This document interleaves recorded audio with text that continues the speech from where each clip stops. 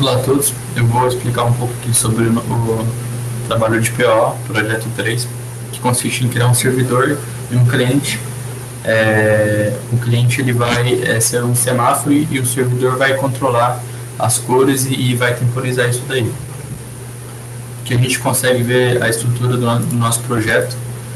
Ele está dividido em Maven módulos, então tem um ponto XML, que é o Maven ele é o gerenciador de dependência, e a gente tem o servidor, o cliente e um projeto aqui que vai ser utilizado pelo cliente e pelo servidor. Eles compartilham algumas dependências. Aqui no servidor, a gente vai ter as nossas classes, nosso pacote. Começando aqui pelo método principal que vai ser executado, ele vai subir a interface JFrame e ele vai subir depois o servidor UDP. Aqui no JFrame, a nossa classe Server Window, a gente tem aqui os nossos componentes da interface gráfica e uma fila. Essa fila aqui ela é usada para saber quais componentes de semáforo estão livres para ser utilizados pelo cliente. Porque na nossa interface gráfica do servidor a gente exibe a cor de cada semáforo conectado, a cor atual. A gente tem aqui a gente usando aqui o JPanel para definir esses componentes. Alguns métodos aqui úteis para criar, para remover o cliente quando ele é desconectado, e a criação do menu. Falando aqui sobre o nosso servidor UDP, que é representado pela classe UDP Server, ele vai criar uma thread para rodar em segundo plano, para não atrapalhar a nossa janela gráfica.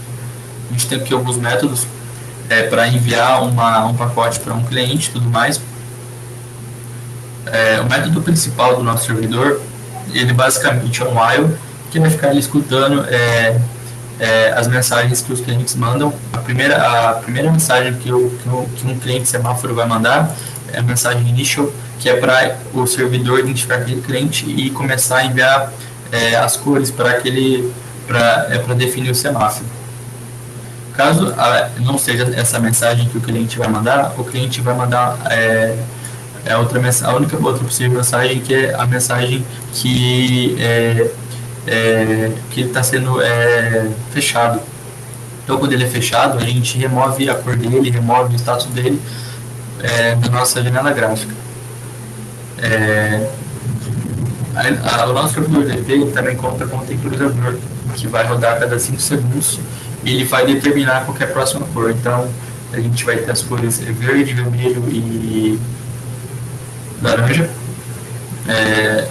Ele vai sequencialmente pular de cada cor a cada 5 segundos para todos os clientes. Depois aqui a gente vai ter um callback client event e um callback client. Aqui esse client, no caso, ele representa o nosso cliente semáforo. Então ele vai salvar a cor atual dele, vai salvar o endereço e a porta que ele conectou no servidor. E tem um método que é de utilidade, que vai determinar qual é a próxima cor. Então, se a última cor for verde, a próxima cor vai ser vermelho. E assim por diante. Esse aqui foi o nosso módulo do servidor. Agora, eu vou falar sobre o nosso cliente. Basicamente, ele vai seguir essa receitinha, essa nomenclatura que a gente tem no nosso projeto no servidor. Vai variar pouca coisa aqui no caso. A gente vai ter uma interface gráfica que é representada pela client window, que vai estender o JFrame, e vai implementar esse callback client event aqui. Esse client event ele vai ser usado para comunicar com o servidor, e ele vai definir alguns métodos utilitários. Então aqui a gente está definindo os nossos componentes da interface gráfica, né? A cor, as bordas. Seguindo em diante aqui, depois que a gente define a nossa interface gráfica no cliente, a gente vai conectar com o servidor. Então ele vai conectar utilizando o protocolo DP E tem a opção também de quando você iniciar esse aplicativo, de você setar qual que é a porta e o endereço desse servidor dinamicamente. Então ele não fica, ele não usa métodos mágicos. Falando aqui sobre a nossa classe que vai conectar com o servidor, a gente tem aqui alguns métodos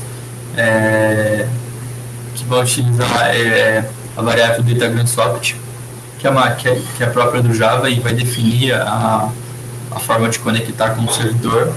A gente pega aqui o endereço que o servidor está escutando e ele vai mandar inicialmente aquela mensagem initial falando que ele quer receber as cores.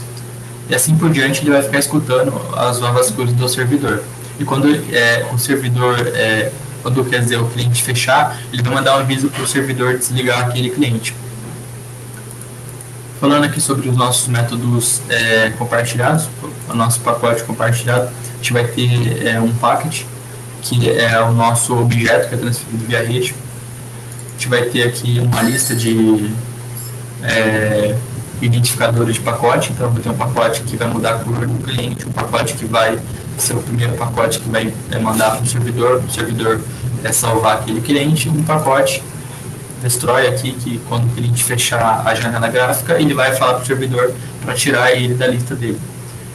E aqui a gente também está usando, está estendendo o JPanel para criar uma borda redonda para exibir um semáforo.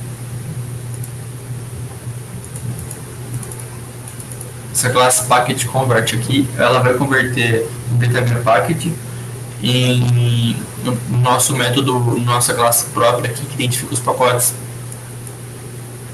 Bom, é isso aí, esse foi o nosso projeto.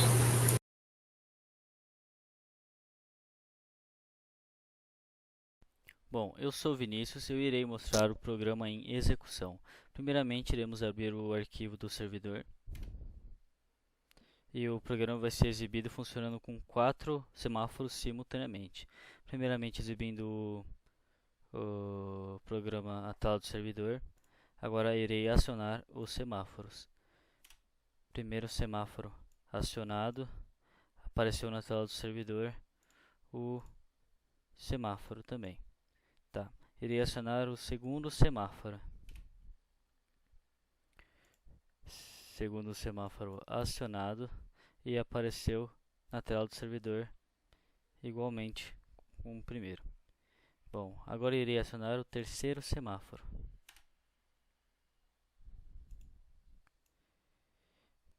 Terceiro semáforo acionado, ele está aparecendo na tela do servidor junto com os outros semáforos. Bom, e agora irei acionar o quarto semáforo. Quarto semáforo acionado, quarto semáforo acionado, está aparecendo ali nos servidores ativos, nos semáforos ativos. Bom, este foi o programa em execução.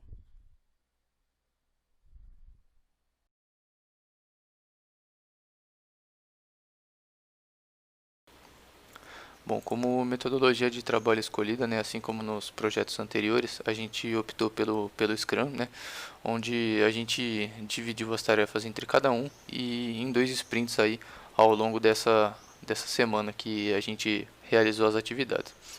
Então, inicialmente no dia 14, né, todos nós nos reunimos para entendimento, né, do que seria o trabalho e divisão das tarefas e, consequentemente, aí, planejamento do primeiro sprint, né.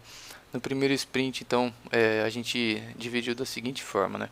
Eu fiz parte da interface, né, os menus principais ali. O Vitor ficou com o desenvolvimento tanto da comunicação aí entre o servidor e cliente, né, a parte principal do código.